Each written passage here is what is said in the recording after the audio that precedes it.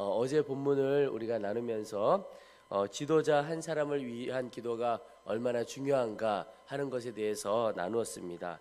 그 지도자 한 사람에게 공동체의 운명이 달려있을 때가 많기 때문에 그렇습니다. 여러분, 그래서 우리가 기도할 때마다 나라의 지도자, 또 이민족의 지도자, 또 곳곳의 공동체 지도자, 가정의 지도자들을 위해서 함께 기도하기를 소망합니다.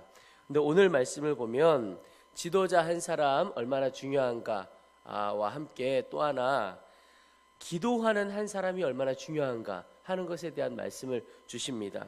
능력 있게 기도하는 한 사람의 기도가 그 공동체를 살려내고 건져내는 것을 보게 됩니다.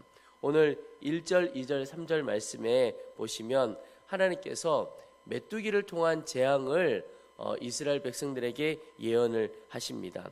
우리 2절 말씀만 보겠습니다. 메뚜기가 땅의 풀을 다 먹은지라. 하나님께서 메뚜기를 보내서 땅에 풀이 돋아올 때 풀을 다 먹어버린다는 겁니다. 엄청난 재앙이죠. 때때로 우리가 아프리카나 이런 여러 곳에 있는 소식을 들을 때 정말 메뚜기 떼가 나와서 모든 채소나 풀들을 다 먹어버린 그런 이야기를 들을 때가 있습니다. 근데 이 메뚜기 재앙은 이 당시에는 아수르라고 하는 강대국의 공격을 의미합니다. 완전히 소망 없게 되는 그 때를 말하고 있죠. 그런데 2절 하반부에 보면 아모스가 내가 이르되 주 여호와여 청하건대 사하소서 야곱이 미약하오니 어떻게 서리이까.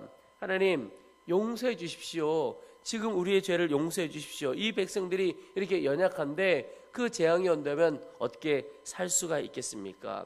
이렇게 아모스 선지자가 하나님 앞에 간구를 합니다. 그런데 놀라운 일이 벌어집니다. 3절에 여호와께서 이에 대하여 뜻을 돌이키셨으므로 이것이 이루어지지 아니하리라 여호와께서 말씀하셨느니라. 여러분, 우리가 생각하는 하나님은 뜻을 정하시면 반드시 그 뜻을 이루시는 하나님이십니다. 그런데 오늘 아모스가 하나님 앞에 기도했을 때 이 메뚜기 재앙을 없애주겠다고, 그 재앙을 이스라엘 백성들에게 겪게 하지 않겠다고 하나님께서 뜻을 돌이키시겠다 이렇게 말씀하고 있습니다. 오늘 4절에서 6절까지 나오는 말씀도 똑같은 패턴의 말씀입니다. 첫 번째는 메뚜기 재앙, 그리고 이번에는 불의 재앙이, 불의 심판을 이스라엘 백성들에게 주겠다 하고 있습니다. 그런데 5절에도 보면 이에 내가 이르되 주 여호와여 청하건대 그치소서 야곱이 미약하오니 어떻게 서리이까 하매. 아모스 선지자가 기도하고, 그리고 6절에 보면 하나님께서 또 그 뜻을 돌이키신다는 말씀이 나옵니다. 여러분, 이스라엘 백성들이 말할 수 없는 심판과 재앙 가운데 있었는데 아모스 선지자 이 한 사람의 기도가 하나님의 뜻을 돌이켜내는 그런 엄청난 역사를 보게 됩니다. 여러분, 우리가 이 시대에 하나님께서 찾으시는 사람 아모스처럼 그 민족과 공동체를 품고 기도하는 사람이라고 믿습니다. 특별히 오늘 새벽에 나오신 우리 모두가 그렇게 하나님의 뜻을 돌이켜내는, 그래서 민족과 우리 공동체를 살려내는 기도의 사람 되시기를 주의 이름으로 축원합니다. 여러분, 우리가 금요 성령 집회 때마다 또 새벽마다 우리 열방을 위해서 기도하고 나라 민족을 위해서 기도하는 것이 이 하나님의 재앙과 하나님의 심판에서 이 민족을 건져주시기를 위하여 그 마음을 품고 기도하고 있는 것이죠. 그런데 여러분, 아모스가 하나님의 이 심판의 말씀 앞에 어떻게 그렇게 담대하게 하나님 앞에 구할 수 있을까? 하나님, 우리를 용서해 주십시오. 우리가 너무 연약합니다. 그렇게 구할 수 있었을까?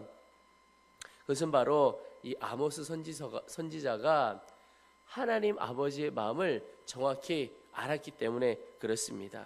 여러분, 하나님께서 오늘 이스라엘을 징계하시려고 할 때 아모스 선지자가 하나님께 구한 것이 사하소서, 죄를 사해 달라는 것이죠. 징계를 면해 달라는 것이죠. 그런데 그 다음에 뭐라냐면 야곱이 미약하오니 이렇게 이야기를 하고 있습니다. 야곱이 미약하다. 여러분, 야곱이라고 하는 것은 이스라엘 이 민족을 표현하는 것이죠. 그런데 이 야곱, 그 야곱 한 사람으로부터 이스라엘 백성들이 세워진 것이죠. 만들어진 것이죠. 그런데 이 야곱이라고 하는 단어는 하나님의 마음에 있어서 좀 특별하게 다가오는 단어입니다. 이름이 하나님께서 야곱이 연약합니다. 그럴 때 하나님이 받으시는 것은 하나님 지금 당신의 자녀가 너무나 연약합니다. 그 아들을 의미하는 겁니다. 그러니까 아모스 선지자가 알았던 것은 하나님 아버지의 마음, 이스라엘 백성들, 이 야곱 족속을 향한 하나님 아버지의 마음을 알았던 것입니다. 하나님 아버지의 무엇입니까?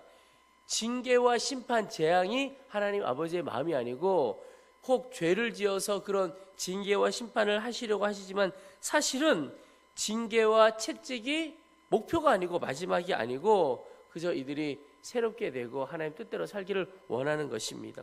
그 마음을 이 아모스 선지자가 알았던 겁니다.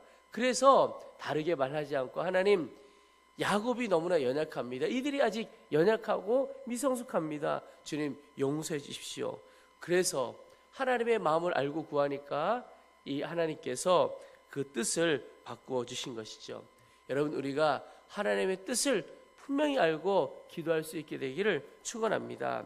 제가 말씀을 준비하면서 제 고등학교 때 친구가 한 명이 생각이 났습니다. 바로 옆반에 있었던 친구인데요.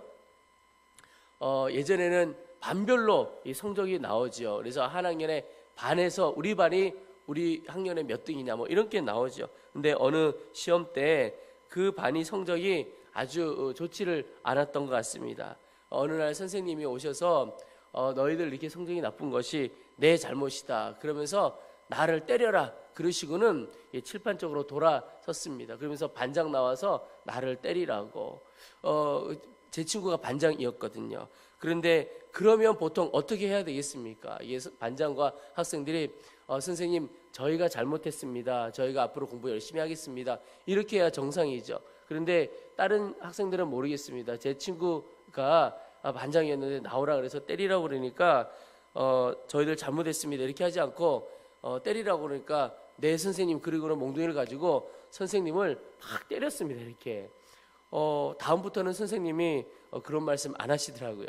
제가 그 친구 이야기를 듣고, 너는 이게 참 그렇다. 선생님을 때리란다고 때리냐. 그 말은 선생님을 때리라는 게 아니고 학생들이 입에서 선생님 우리가 열심히 공부하겠습니다, 그 말 나오기를 원하는 것이지, 그런 이야기를 한 적이 있습니다.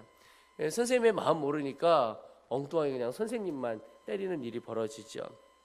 여러분, 기도할 때 우리가 이렇게 기도하지 않았으면 좋겠습니다. 정말 하나님의 마음과 영 다르게 기도하는 것이 아니라 주님의 마음을 알고 기도하는 거죠.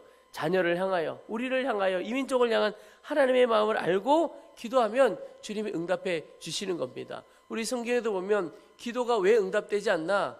우리 욕심대로 기도하니까. 그런데 하나님께서 응답해 주시는 기도는 어떤 기도냐? 하나님의 마음에 합한 기도.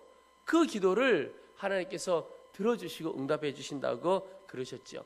여러분, 오늘 하루도 우리 여러 가지 기도의 제목들이 있습니다. 그 기도 하나님 앞에 올려드릴 때 이 기도가 하나님의 마음에 합한 기도냐, 하나님의 마음과 하나님의 보좌를 움직여갈 기도인가 살펴보고 점검해보고 그 마음 가지고 기도해 보시기 바랍니다. 하나님께서 이미 정하신 뜻도 돌이키는 역사가 우리 가운데 있게 될 것입니다. 또 하나 우리가 오늘 기도하게 하시는 것 하나가, 우리의 삶의 기준은 말씀이라는 겁니다. 하나님의 말씀이 우리 삶의 기준이 되어야 한다는 것입니다. 오늘 7절 8절 말씀에 주님께서 아모스 선지자에게 보여주신 것이 있는데 다림줄입니다. 내게 보이신 것이 이러하니라. 다림줄을 가지고 쌓은 담 곁에 주께서 손에 다림줄을 잡고 계셨더니. 여러분, 이 다림줄이 무엇이냐 하면 건축을 할 때 기준을 똑바로 잡는 줄입니다. 여러분, 하나하나 벽돌을 쌓아 나갈 때 이게 똑바로 쌓아 나가야 무너지지 않죠. 그것을 똑바로 쌓을 수 있도록 이렇게 기준 삼는 것, 줄, 그것을 바로 다림줄이라고 합니다. 그 말은 이 다림줄을 기준 삼아 쌓아야 건축물이 무너지지 않게 된다 하는 것입니다. 성도의 삶도 마찬가지입니다. 성도의 삶도 하루하루 살아가는 것이 꼭 인생의 벽돌을 하나씩 쌓아가는 것입니다. 그런데 그 인생의 벽돌을 쌓아갈 때 기준이 정확해야 합니다. 무엇이 기준이죠? 하나님의 말씀이 기준이 되는 것입니다. 여러분, 어떻게 하면 그 하나님의 말씀을 기준 삼아 살아갈 수 있을까요? 우리 안에 이제는 정말 다른 것 기준 삼지 않고 어떠한 상황 형편에서도 하나님의 말씀을 기준 삼아 살아가겠다는 결단이 오늘 우리에게 필요합니다. 여러분, 우리가 보이는 것이 많고 들리는 것이 많습니다. 세상의 소리가 들리고 세상의 가치관이 우리에게 들려옵니다. 세상의 방법들이 들려오는 겁니다. 그러다 보면 나도 모르게 하나님의 말씀을 기준 삼아 살아가겠다는 결단 자체가 없으면 그냥 들려오는 대로 보이는 대로 휩쓸려 살아갈 때가 많습니다. 깨어서 말씀을 붙들지 않으면 그냥 세상이 쫓아가는 대로 쫓아가게 되는 것입니다. 그런데 그때는 모릅니다. 그런데 5년이 지나고 10년이 지나면 그때 내가 너무나 어리석었구나 하는 것을 알게 됩니다. 그리고 하나님의 말씀대로 기준을 삼아 살아갈 때 하나님, 나로서는 하나님의 말씀대로 살 능력이 없습니다. 하나님께서 내게 말씀대로 살아갈 능력도 주시옵소서. 이렇게 그 능력도 구해야 하는 겁니다. 여러분, 우리가 하나님의 말씀 내 힘으로 지켜보려고 애써 보십시오. 참 어렵습니다. 율법주의로 가기가 쉽습니다. 그런데 하나님의 은혜도 주시고 하나님의 힘 주셔서 내가 오직 주의 말씀을 기뻐하고 주의 말씀을 사랑하고 그래서 하나님의 말씀을 지켜갈 힘을 내게 주시옵소서. 그러면 말씀을 붙들고 말씀이 나를 붙들고 말씀대로 살아가는 역사가 있게 되는 것입니다. 거기에 하나님이 주시는 기쁨과 감격이 있습니다. 그저 내가 주의 말씀대로 몸부림치면 엄청난 부담이고 율법이고 좌절밖에 경험할 수 없습니다. 그러나 하나님이 내게 힘주셔서 그 말씀을 지켜가면 그곳에 말씀의 열매가 있고 기쁨이 있게 되는 것입니다. 여러분, 오늘 하루도 하나님의 말씀을 기준 삼고 살아서 우리의 삶의 이 건축물이, 삶의 벽돌이 하나하나 올바로 잘 지어져서 무너지지 않는 집을 세워가는 귀한 인생 되시기를 주의 이름으로 축원합니다.